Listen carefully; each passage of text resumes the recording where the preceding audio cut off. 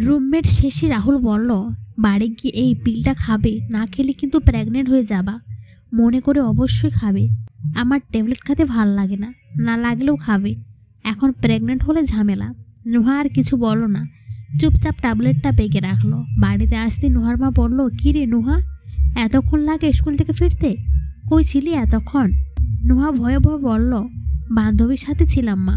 মেঘলা এসেছে, মেয়েটা তোর জন্য কতক্ষণ ধরে রুমে একা একা বসে আছে। মেঘলা নুহার মামাতো বোন। নুহা রুমে এসে মেঘলাকে দেখে আনন্দে উৎফুল্লা হয়ে উঠল। দুই বোনের মধ্যে হাসি ঠান্ডার মাঝে ট্যাবলেটটা খাওয়ায় ভুলেই গেল নেহা। তার পরের মাস পরেই নুহার পিরিয়ড মিস গেল। নুহা বিষয়টা তখন বুঝতে পারেনি। এক সকালে নুহার মা বলল, কী রে নুহা, তোর শরীর ঠিক আছে? পেট ব্যথা করছে। নুহা হেসে বলল, না মা, এই মাসে পিরিয়ড হয়নি। কি মজা, এই মাসে ব্যথায় কষ্ট পেতে হবে না। নুহার মা হকচকিয়ে বলল, সেটা আগে বলিস না কেন? রেডি হয়ে নে, ডাক্তারের কাছে যাব।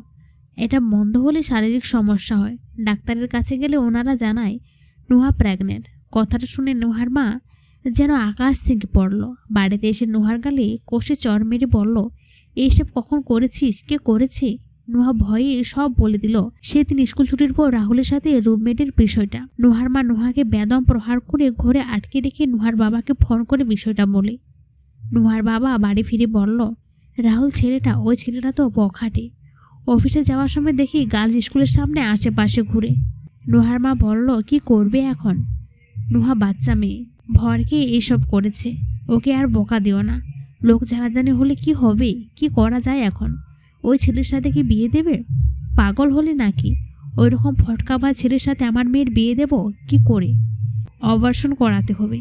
সেই রাতে ক্লিনিকে গিয়ে নুহার অপারেশন করানো হলো।